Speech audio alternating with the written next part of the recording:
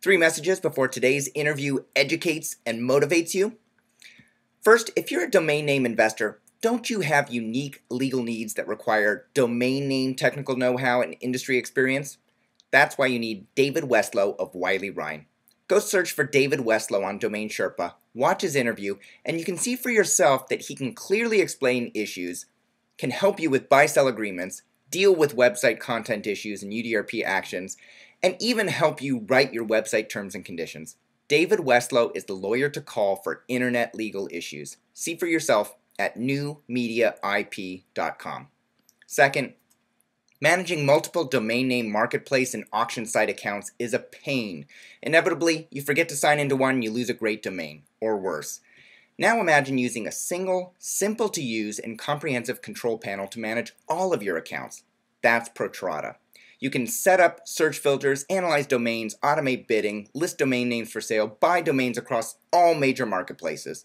Protrata also has a new semantic engine that builds Google-friendly websites with rich content and network feeds.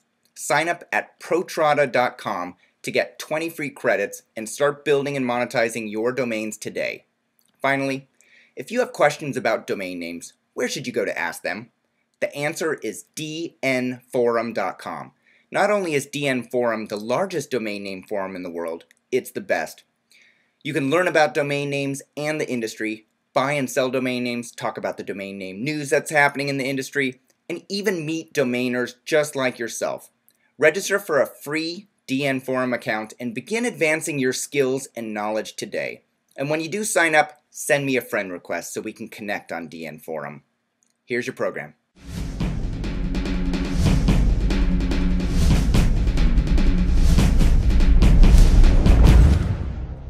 Hey everyone, my name is Michael Seiger and I'm the publisher of DomainSherpa.com, the website where you come to learn how to become a successful domain name entrepreneur directly from the experts. Then when you have a success to share, you can come on the show and give back as today's guest is going to do. Here's today's question. How do you dissect your domain name portfolio and generate 70% more revenue from it by doing that dissection? Joining us to answer this question is Paolo DiVincenzo.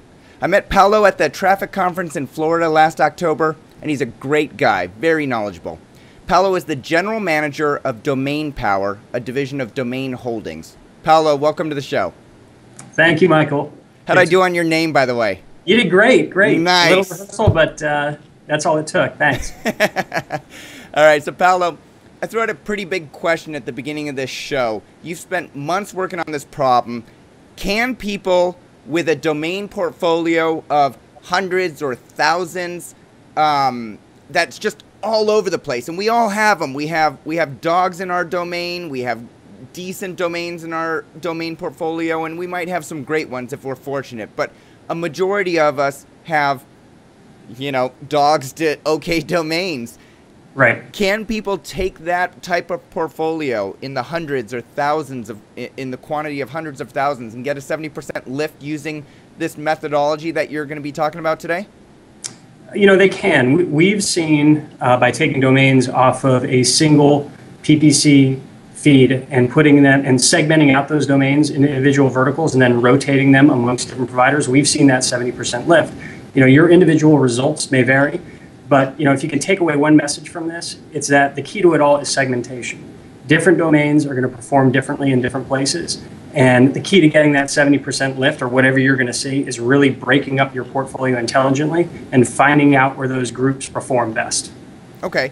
So is there like a representative domain that you can throw out from this portfolio and tell us what the domain is, what the revenue was before and what the revenue was after you did this, you came up with this methodology and process for monetizing it? I'll tell you one domain that we had to actually put a lot of work into before it started performing. Okay. This was not simply a matter of taking a domain and testing it on different platforms and seeing where it ended up. It was more a matter of taking a domain, testing it, finding out it was failing basically everywhere, looking at why it was failing, and then making some tweaks to the domain to get it to perform. The domain I'm talking about is spiralfrog.com. And it was one that's Spiral Frog. So just for the transcribers, Spiral, S-P-I-R-A-L-F as in Frank, ROG.com. That's correct. What is that? Like, it used to be a download site for free downloads. So it was blocked by one upstream provider. So one major PPC provider wasn't even serving ads on it. That was one problem. The other PPC provider just didn't recognize the term. They were serving up ads regarding frogs and other things that were relevant. And exactly. And then it was just overall not monetizing well. So what we actually had to do with this domain is we put it on what we call our content framework. And we had to populate it with some content so that the search engines could read it effectively and know what it was about. And it was about downloads, not frogs. Right. So, that's an example of, it's an example of a highly manual optimization process, but it's an example where you can take a domain that's doing absolutely nothing beforehand, tweak it to get it to perform.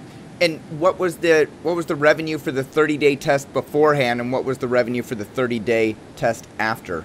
To be honest, I don't have those particular figures for that particular domain. Okay. The 70% figure that I gave you earlier, that was on a whole portfolio of domains. So that was an individual's portfolio that we took off of our standard PPC feed and then started routing it in these groups through partners. Okay.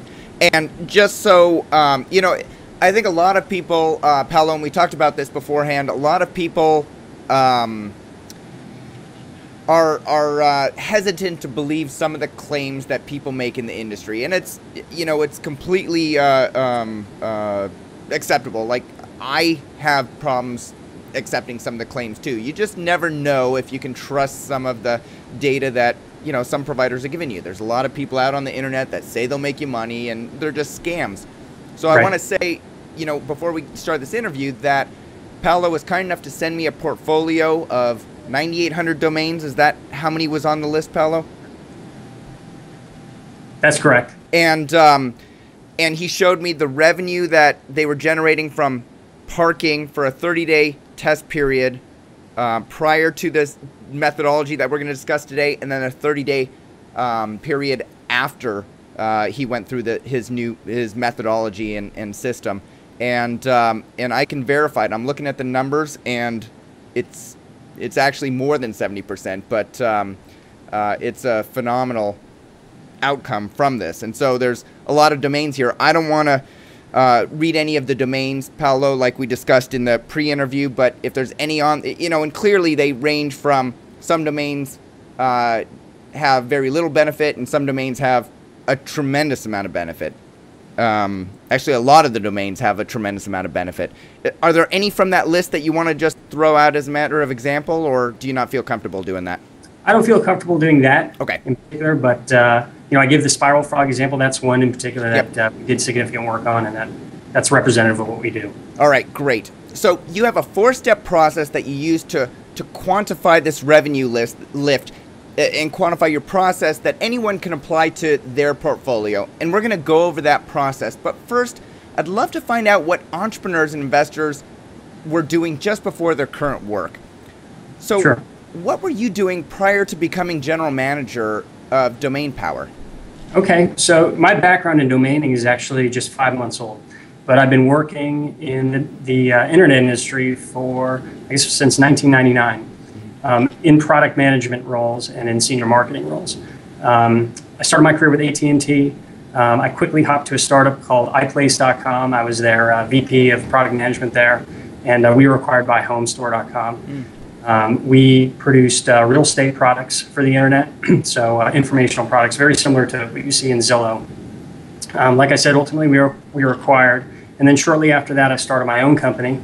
My business was acquiring small e-commerce sites and streamlining their operations. We would bring them in-house, make them profitable again, and then we would scale them up mostly throughout online advertising. So I've got a long history in optimizing and working with assets with some potential that maybe are underperforming. And I'd say it's probably that experience that's been most relevant to the domaining industry. Definitely. Great. And so people always want to know what kind of domains the interviewees have that come on the show. Do you have a domain portfolio yourself?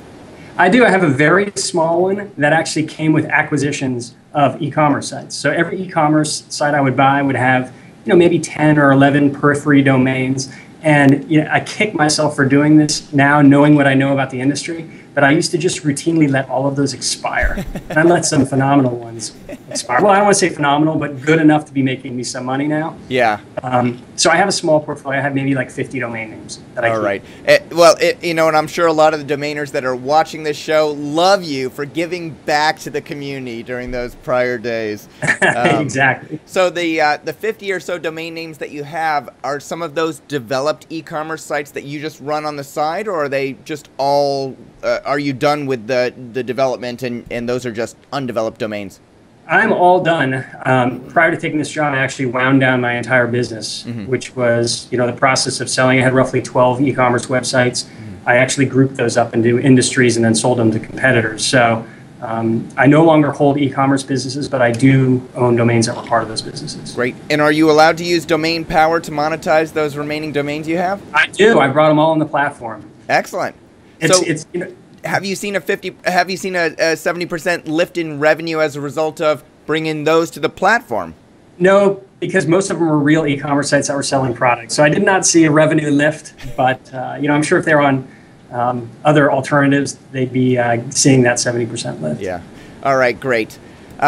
Okay, so let's go through your 4-step process. Let me give the audience an overview of the 4 steps, because you shared your process with me beforehand, which I appreciate, and then we'll go through each of the steps in detail.